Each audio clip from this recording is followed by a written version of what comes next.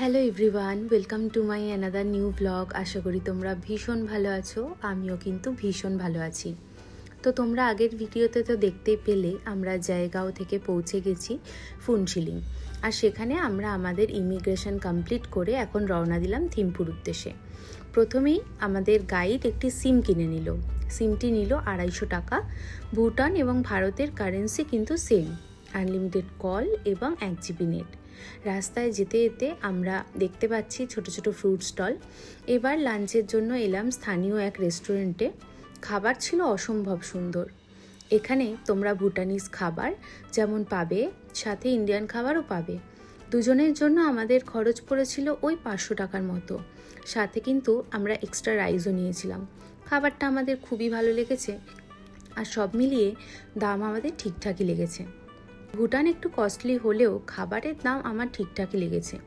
Costly এই জন্য যেহেতু সেখানে এন্ট্রি ফিস এবং SDF দিতে হয়, সেইটার জন্য আমার একটু ভুটান কস্টলি লেগেছে।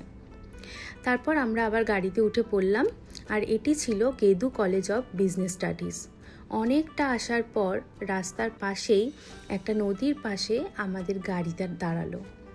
ভুটানের রাস্তাঘাট এতই সুন্দর, তাহলে ভাবো তো সেখানের মানুষজন কেমন হবে। সত্যিই তারা ভীষণ ভালো এবং হেল্পফুল। তো আমরা এখানে দাঁড়িয়েছিলাম কিছুক্ষণ, খুব ভালো লাগছিল যেহেতু আবহাওয়াটাও ভীষণ ভালো ছিল। তো ফাইনালি পৌঁছে গেলাম আমরা আমাদের হোটেলে। আমাদের ট্যুর অপারেটরই আমাদের এই হোটেলটি সাজেস্ট করেছে। ভীষণ সুন্দর, ভীষণ পরিষ্কার। তোমরা চাইলে গুগলে এই হোটেলটির রিভিউ দেখে নিতে পারো। আমি ডেসক্রিপশানে হোটেলটির লিঙ্ক শেয়ার করে দেবো। হোটেলে ঢুকেই আমাদের জন্য চলে এলো ওয়েলকাম টি। আর ভুটানে কিন্তু ভোটার কার্ড লাগবেই যে কোনো হোটেলে এন্ট্রি করার আগে, আর সাথে যদি কোনো বাচ্চা থাকে তাহলে তার বার্থ সার্টিফিকেট। তো চলে যাওয়া যাক, দেখা যাক আমাদের রুমটি কেমন দেওয়া হয়েছে। আজ এ পর্যন্তই। হোটেলের রুম ট্যুর আমি পরের ভিডিওতে শেয়ার করব। আর কোনো কিছু জানার হলে অবশ্যই কমেন্ট করো। ভিডিওটি ভালো লাগলে লাইক শেয়ার করতে ভুলো না।